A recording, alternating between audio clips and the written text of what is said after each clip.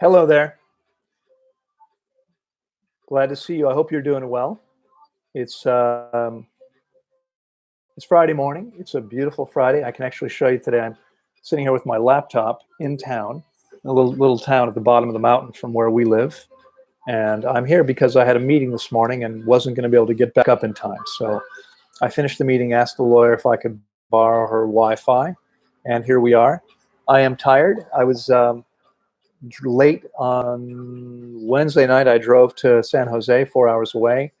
Had a meeting at the embassy on Thursday early yesterday afternoon, and then got back here last night. And with 8 hours of driving and etc., I was trying to catch up on things. I'm a little bit short on sleep right now, more than usual, in fact. Hey, Judy, good to see you. I hope you're doing well. I've got a little bit of glare here with the open door. It's a little hard to see, but I hope you're doing well. For those others of you that are here, you are welcome to say hello. Say something if you'd like, announce yourself, as Judy has done. Feel free to do that. I'd be happy to see who's here. I won't be able to spend so much time with you today because I'm going to have to get back up the mountain for my 10 o'clock lecture there. Our last one of the session. After every single day for 10 weeks in a row, this is the last one. We close tomorrow. Everyone leaves us. So I'm ready. It's a long session. It gets to be a bit wearing by the end. Hello there. Good to see you. What's your opinion on cold showers, and can they or should they be done during a fast? Absolutely not during a fast. Regardless of what your opinion of them is, it makes no sense during a fast because the objective during the fast is to rest as completely as possible. I personally believe that while they make people feel better, that there's very little real evidence of any significant health challenges. Again, if you look at specific indicators, vital signs, you might see some improvements, but that's just a symptom. When you jump into you go into cold water, your body is screaming at you to get out, right? There's a bit of shock and the body wants out. And that's why I believe people feel more energized, but they feel energized because they're actually losing energy. So it's not something I'd recommend doing. Okay. And definitely not during a fast, not ever. Indigo, hello there. Good to see you. Let's see. Jackie. Hi. Oh, you are so kind, Jackie. I appreciate that very much. That's very nice. I think I might love you. Okay, I'm having trouble. Sri Ram, I think. Nice to see you. Good morning to you. Blickmaniac, I think it is. Yeah, I'm sorry about that. Good morning from San Francisco. Hello to you from to San Francisco. I hope you're doing well. Okay, I'm going to lift this up a little bit and see if I can better see with the glare. Okay, Serena Jane, it says, you said it's possible to hurt yourself when you do not have bowel movements during fasting in general. Used to be constipated severely. It has gotten better, but while fasting it stopped. Yeah, no, I'm sorry. I think you've misunderstood. It's completely normal to not eliminate while fasting. We don't expect people to have bowel movements. I mean, most people are going to have bowel movements the first couple days, 2-3 days maybe. Now, in an ideal world, you would have your last meal, and 8 to 12 hours later, you'd have your last bowel movement because your system would be clean. That's an ideal world. Having fasted many thousands of people, I don't see that happening. People are not walking around with clean systems. Most people have quite a bit of stuff in their system, and so it doesn't show up that way. What happens for most people is there's a 4-day transit time, 96 hours from meal to evacuation on average. And that means a lot of people are going to be eliminating for the first 2, 3, even 4 days. Some people longer than that. Because if that's the average, imagine there are some people who take 6, 7, 8, 10 days or more to eliminate. And so some people will have bowel movements actually throughout the process. It shouldn't happen that way because no one should be walking around with that much stuff. But it does happen. It does happen. So if you're not eliminating, while a few days into a fast, it's no problem whatsoever. There's absolutely nothing to worry about. Julie, is this better? I'm sorry, Julie, you've lost me. I'm not sure what you're referring to when you ask, is this better? Um, let's see. Oh, I think I skipped a couple. Let's see. Let me back up here. I'm sorry. There's a lot of comments already. Okay, yep, that's what happened. It moves really fast with a little bit of movement. Okay, for a child baby on an optimal diet and in an optimal body, is it necessary to get vaccinated? No. Personally, I think vaccinations are terrible. There's no history of them doing anything. There's no evidence that they're actually work in any way. They're quite toxic to us. The reason that they're being pushed and promulgated is because they're incredibly profitable. I would definitely not vaccinate a baby. It's one thing if, as an adult, you choose to get vaccinated, that's your choice. But putting these poisons into a baby's body, I mean, the reason that infants wind up dying and getting becoming autistic is because that amount of poison is much more harmful in their little tiny bodies and developing brains. So definitely not necessary, and I would say absolutely a terrible idea. Much better to avoid if at all possible. Okay, Jack says it's hard for me to. Oh, yeah, Jack off. Hard for me to pull the foreskin back past the glands of my genitals when erect. Can fasting help my situation? Sorry about talking about this. No, it's okay to talk about whatever you need to. Honestly, I don't know. I mean, this isn't something I have any real experience with. And so I'm not, I mean, even if I've had other clients who had the same problem, they haven't mentioned it. And I don't really know. If it were me, I would definitely try, because fasting is what allows your body the optimal conditions to cleanse and heal. And so if it's possible to heal this situation, that's likely to be the best way to do it. Okay.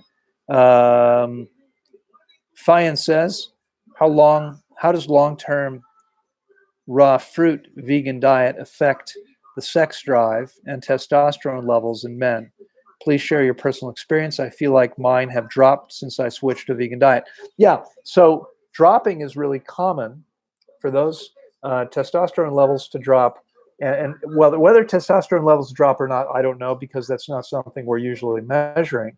But certainly, most people who are changing their diet, who change their diet, have less libido. And the same thing happens to people fasting. What you want to be clear about is that this happens not because there's a problem, but because your body is able to begin cleansing and healing. And when that's happening, there's going to be less libido, less sex drive. It will come back. Okay. Living on fruit now for almost 28 years, later this month, I've got ample libido. It's not an issue.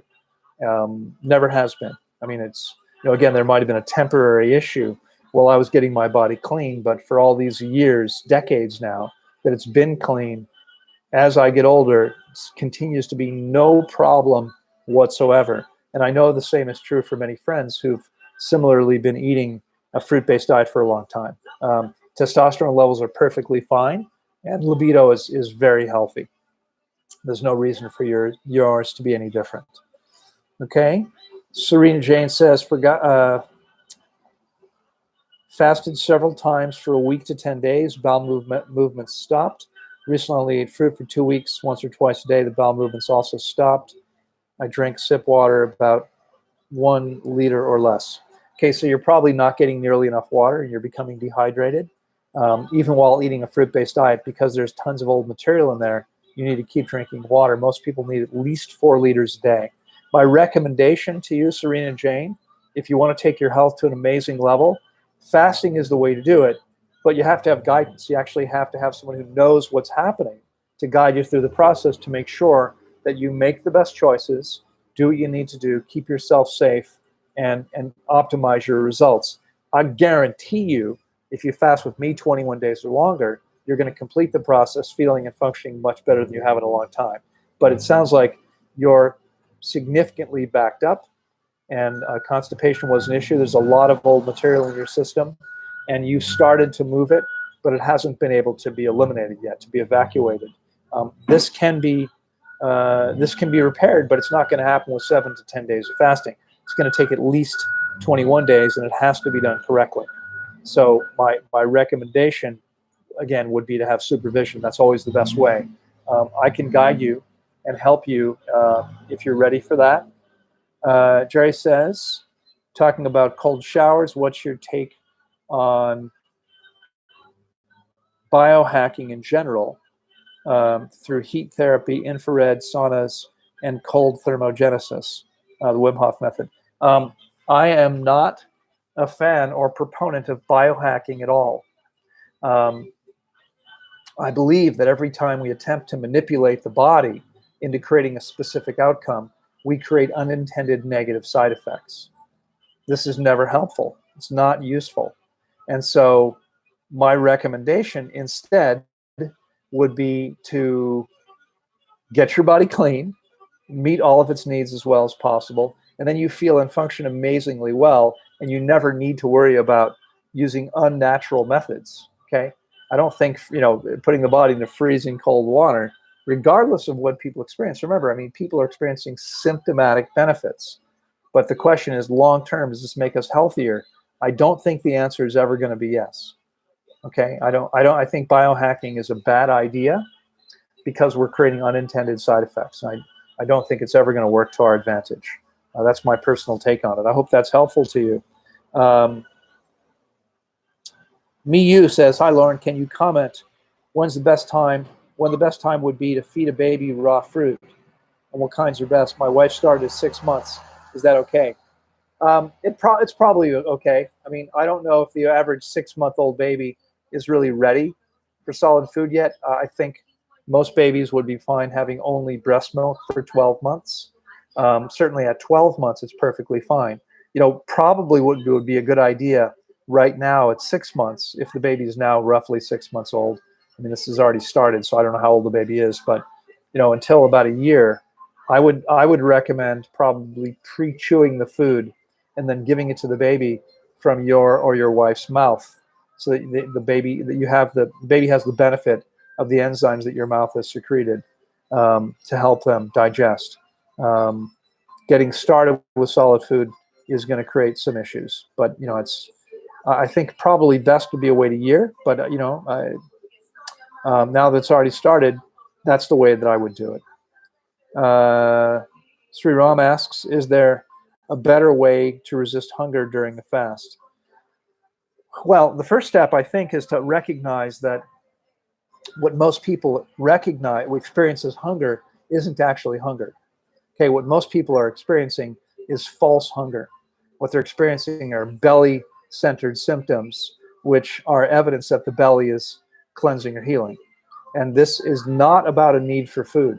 This is something completely different. And so meeting those symptoms by eating food is completely misguided. In fact, if your stomach could speak to you, what it would say is, please don't feed me. I'm attempting to cleanse and heal. The last thing it wants is food. So, for me, it's helpful to resist those hunger pangs when I understand they're not actually hunger. My body doesn't actually want food. Okay? That's the first thing. Again, frankly, my best advice, I think, to anybody here is fast with supervision, and then these things aren't issues because you've got somebody helping you. I know somebody where you're going to have a much better experience, much more successful experience. Right now, the people fasting with me via Skype from home, which, it's not that expensive. There's a payment plan available. There's an hour with me every day with a group of people. There's education. You're guided through the process. Everyone's able to relax. You've got a supportive community of other people with you, and everyone has every one of them is saying, I've never gotten this far on my own. It's always been too difficult. I've never known if it's okay. I've always been much more nervous. They're all having a much, much better experience. Okay? So, again, my advice, get supervision. Contact me. I can guide you through Skype. It's a much, much better process that way. Um, Julie says, some people say we should not eat too much fruit sugar and eat more bitter leaves. Yeah, some people say that. Um, no, but people say all kinds of things. That doesn't make it true. Every species on the planet eats a diet that its body is naturally attracted to, and what we're attracted to is fruit. And there's a reason for that. And the reason is that our bodies run on sugar, and the sugar in fruit doesn't cause a problem for us because most fruits have a low glycemic load, which means they have little impact on blood sugar. And that's true because fruit contains ample fiber and water. And so the blood sugar doesn't go up when we eat fruit, not very much. Fruit is perfect for us and gives the body everything it needs. Hola. And there's absolutely no reason that you can't eat all the fruit that your body wants. Okay, so there's no reason to worry about eating too much fruit. Although, yes, there are many people who think that eating fruit's a problem. It's not. And I've got literally more than 10,000 clients around the world in more than 100 countries thriving on a fruit-based diet. You can also thrive eating the same way. Okay. Serene Jane says, thank you for saying hello, Loren. My name comes from the Greek, meaning cheerful, clear, and serene. Only after I went raw vegan did I make my name proud. Before I wasn't clear or serene. I can imagine. Congratulations for making your name proud and for making excellent choices, which are going to serve you in many ways other than just having your name feel better. And Julie, I'm not sure again, I'm back to Julie now, asking, is this better? And I'm not sure what she's referring to. And again, I just touched my mouse pad and now I don't know where we were. It's moved a lot. I will say I've got 10 minutes left. I'm going to work my way down through the comments. I probably won't be able to get to the ones on the bottom today. I apologize. Martin says, greeting from Austin. Is baby bok choy considered a tender green? Okay to eat? Well, Martin, first of all, how are you? I hope life is good for you in Austin. I'd be happy to come to Austin sometime. If you're ever open to organize something, let me know. We can talk offline. Baby bok choy, I think, is not optimal, but it's okay as an occasional thing if you want to. He next asks, what do you think about using an ozone air purifier and/or air ionizer in the house other than moving out the polluted city is another solution? Obviously, moving out of a polluted city is a much better option. We should be in a place where we can breathe the air that we have outside and don't have to worry about trying to purify it. But ozone generators, ground level ozone is potentially dangerous. So if you're going to use an ozone generator to purify the air, you want to be out of the house while it happens and then air it out before you go in. This might be a good solution for serious problems, but not something I'd recommend using on a regular basis. Martin says, I eat a late lunch and early dinner. I feel thirsty in the morning after pooping. Does pooping result in feeling thirsty? Because one, there's no juicy food from breakfast, and two, because the lower intestines no longer absorb water from food waste. Yeah, well, you're probably feeling thirsty after you poop because your body is losing some water when you poop. Depending on what it is exactly you're eating, you say raw vegan, but if it's not the fruit and leafy green diet that I taught you, then it could be you're consuming things that are still too dry, too concentrated, or that are in some way toxic or harmful to the body, like vinegar, etc., which means the body uses water to outprocess these substances. When that happens, when you have a bowel movement, it's taking water from your body. So you should be sipping water from the moment you wake up until the moment you have your first meal. You're certainly never going to get enough water by simply eating optimally until your body's clean. Once your body's truly clean, then maybe. But until then, not a snowball's chance in hell. Not going to happen. Okay? Simona, hello there. It's nice to see you again too, Simona. I hope you're doing well. Feel free to send me a status update. I'd love to hear how you're doing after this time back home. I guess you've been home now for 6 weeks. Sandra says, Hello, Lauren. My husband has polyneuropathy. What is your experience? Greetings, Sandra of Austria. Um, I don't really know what to tell you. Unfortunately, I don't know so much about this. I don't know how polyneuropathy varies from neuropathy. I mean, poly means many. So I suppose that means there are various different neuropathies. These are nerve issues. Um,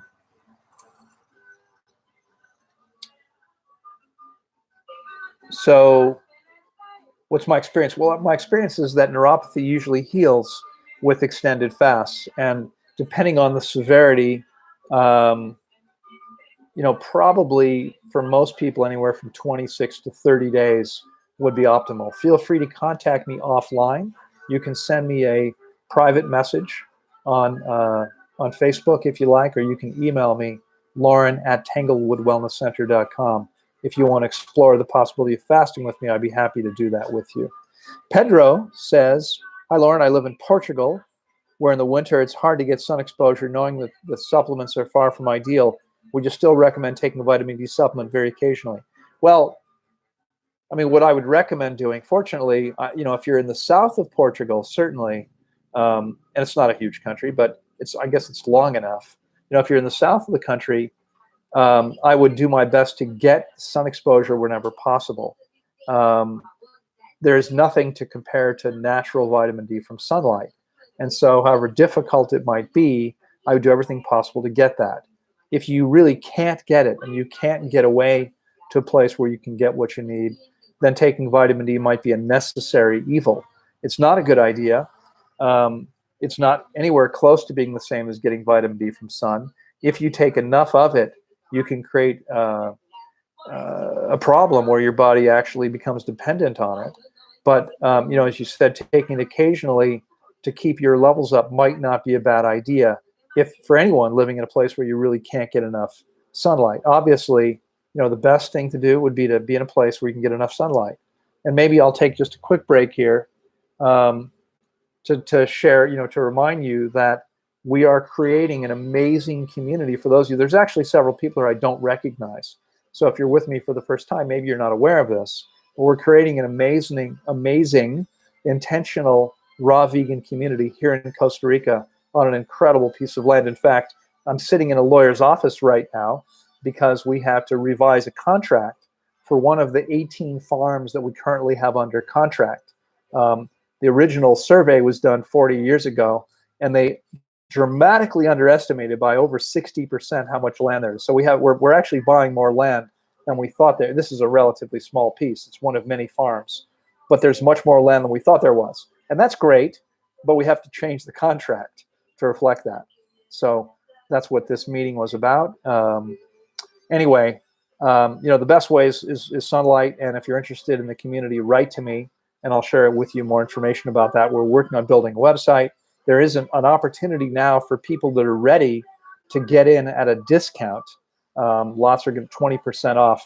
Write to me for more information. I'll tell you, but it's going to be an amazing place where there's going to be opportunities to earn income by having your own business. We're generating tourism. The site will contain something like 15 or 16 waterfalls, spectacular, including the highest one in Costa Rica.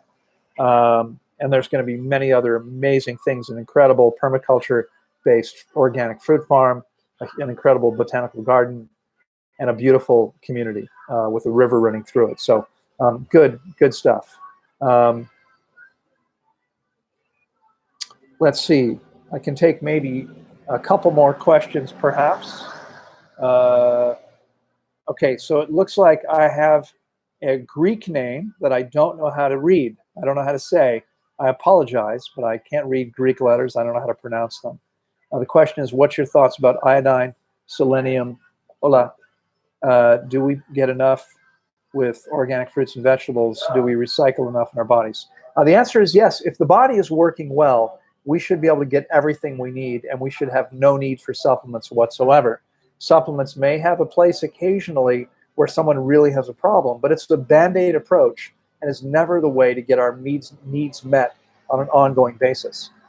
taking supplements on an ongoing basis has been shown by multiple studies to cause higher rates of disease and to make people dependent. So this is a bad idea, and there should be no need for it. If your body is not, if you haven't already fasted properly with guidance at least once or twice for 21 days, that's probably the single most beneficial thing you can do and what I would recommend doing. Okay? And then it becomes completely unnecessary.